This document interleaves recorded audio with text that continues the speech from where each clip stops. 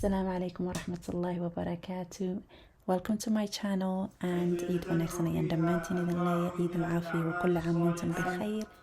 Soo dhawaada iyo daawasho wanaagsan insha Allah. كالحج والعمرة والصلاة والصوم والصدقة وغيرها. قال ابن حجر رحمه الله في الفتح أي فتح الباري: والذي يظهر أن السبب في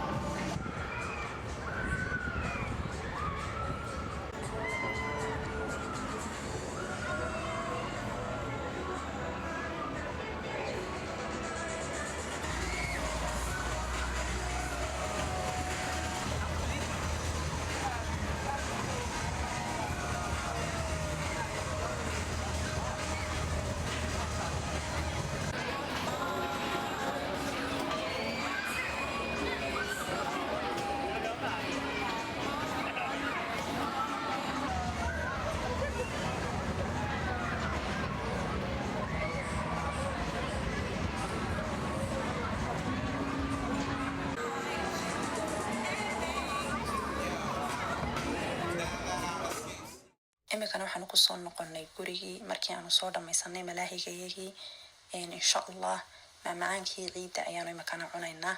waxaan idin leeyahay ciid wanaagsan insha Allah. sanadkiisa caafimaad iyo barwaaqo iyo bashbash ayaan idin rajaynaya dhammaantiin. assalaamu calaykum waraxmatullaahi wabarakaatu.